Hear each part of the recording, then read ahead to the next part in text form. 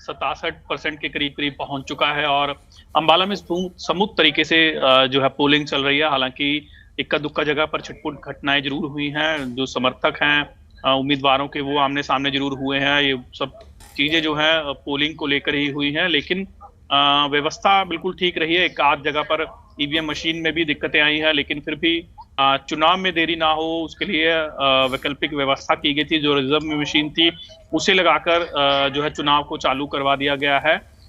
कुल मिलाकर जो चुनाव है वो बिल्कुल सटीक तरीके से चल रहा है। ऐसी उम्मीद जताई जा रही है कि जो 1:30 से 3 बजे का समय रहेगा उसमें जो है भीड़ कम हो सकती है पोलिंग स्टेशन पर। लेकिन अब जो है 4 बज गए हैं तो फिर से पोलिंग स्टेशन पर जो भीड़ है वोटर्स की वो जुटनी शुरू हो गई, क्योंकि अब आखिरी के 2 घंटे बचे हैं। तो इसलिए जो वोटर्स हैं वो लगातार अब पोलिंग स्टेशन पर पहुंचना शुरू हो चुके हैं। 6 बजे तक चुनाव होना, तो 2 घंटे का समय बचा है। तो पूरी तरीके से जो व्यवस्था अभी आपके पास में फिर आऊंगा, आप तस्वीरें भी दिखाइएगा आसपास की और वोटर्स से हो सके तो बात भी करने की कोशिश कीजिएगा। फिलहाल कुरुक्षेत्र चलते हैं, धर्मनगरी कुरुक्षेत्र में क्या स्थिति है, दर्शन कैद से जानेंगे। जी दर्शन, क्या कुछ अपडेट मिल पा रहा है वहां से? हाँ जी बिल्कुल, देखिए आशीष मैं बता दूं, अगर मैं कुरुक्षेत्र की बात करूं तो कुरुक्षेत्र में 74% मतदान यहाँ पर हो चुका है।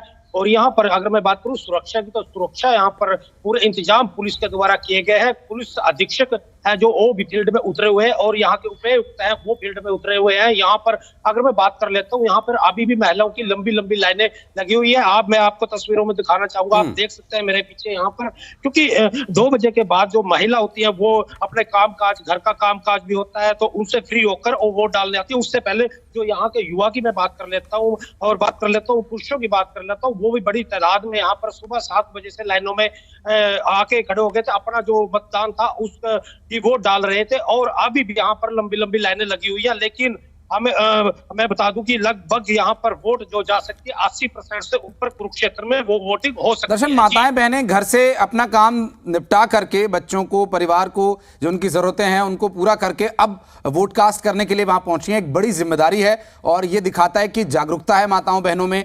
क्या विषय उनके रहे, किस बात को सोचकर वो वोट कास्ट करने के लिए आई हैं, अपनी जो वोट डालने की जो जिम्मेदारी है उसे निभाने के लिए क्या वो प्रेरणा है उनके लिए? अगर आप बात कर पाए उनसे, कुछ वो इस पर अपना जवाब दें तो प्लीज।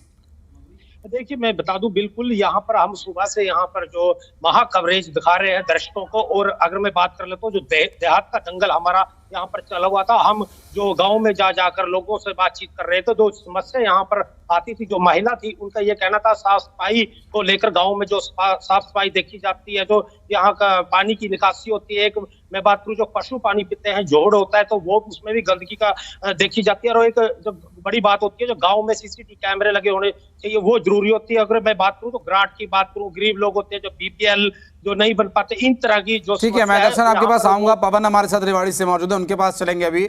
पवन, चूंकि आज वोट कास्टिंग हो रही है पंच और सरपंच पदों के लिए, कई जगह सर्वसम्मति से ये पद चुन भी लिए गए हैं, कई जगह पर वोटिंग के जरिए चुने जा रहे हैं। आप इस वक्त कहां पर हैं, बूथ पर क्या व्यवस्थाएं हैं, लोगों में किस तरह का उत्साह है, कितने बजे तक वोटिंग होगी, क्या व्यवस्थाएं, प्लीज अपडेट दें। देखिए इस वक्त हम रेवाड़ी जो झज्जर रोड है, उस झज्जर रोड पर लिसाना गांव है, लिसाना गांव के बूथ पर इस वक्त हम मौजूद है। जैसा कि तस्वीरों में पीछे देखा भी जा सकता है कि मतदाता अपने मत का प्रयोग कर रहे हैं और सुबह से ही लगातार जो मतदान केंद्र पर है लाइनें लगी देखी जा रही है। और सुरक्षा के लिहाज से भी पूरे जिले में पुख्ता इंतजाम किए गए हैं। जो रेवाड़ी रेंज के आईजी हैं, एडीजीपी हैं, उन्होंने भी अलग अलग बूथों का निरीक्षण किया है। रेवाड़ी के डीसी और एसपी वो भी सुबह से ही अलग अलग बूथों का निरीक्षण कर रहे हैं। 1-2 बूथों को छोड़कर सभी बूथों पर शांतिपूर्ण तरीके से मतदान जारी है। फिलहाल अब 4 बजे तक रेवाड़ी जिले के अंदर 65% मतदान अभी हो चुका है। उम्मीद है कि काफी बड़ी संख्या में ये मतदान होगा, क्योंकि जिला परिषद की अगर हम तुलना करें तो जिला परिषद में रेवाड़ी जिले में 74.7% मतदान हुआ था। तो अभी जो पंच और सरपंच पद के लिए जो मतदान हो रहा है, तो उसको लेकर जो जिला परिषद के चुनाव थे उससे कहीं ज्यादा मतदाताओं में उत्साह है। तो उम्मीद है कि 80 से 85% तक ये मतदान जा सकता है। अभी 2 घंटे का वक्त बचा है और मतदाता जो गांव के विभिन्न मुद्दों को लेकर, जैसे जल भराव की समस्या हो, साफ सफाई की व्यवस्था हो, पीने के पानी की दिक्कत हो, तो ये तमाम जो मुद्दे हैं इनको जहन में rखते हुए अपने मत का प्रयोग कर रहे हैं। जी मैं आपके पास फिर आऊंगा पवन, हमारे साथ दर्शन भी मौजूद हैं कुरुक्षेत्र से। दर्शन, एक तो ये बताइएगा कि आप इस वक्त किस बूथ पर मौजूद हैं, और दूसरा ये कि जो पंच और सरपंच पदों के लिए जो वोट कास्ट हो रहा है, एक ईवीएम से हो रहा है तो दूसरा बैलेट पेपर से हो रहा है, तो वो कैसे मैनेज हो रहा है, क्या उसका प्रोसेस है? पहले ईवीएम पर बटन दबाते हैं वोटर्स या पहले बैलेट पेपर पर मोहर लगाते हैं, कैसे वो व्यवस्था बनाई गई है, इसके बारे में अगर कुछ बता पाएं आप।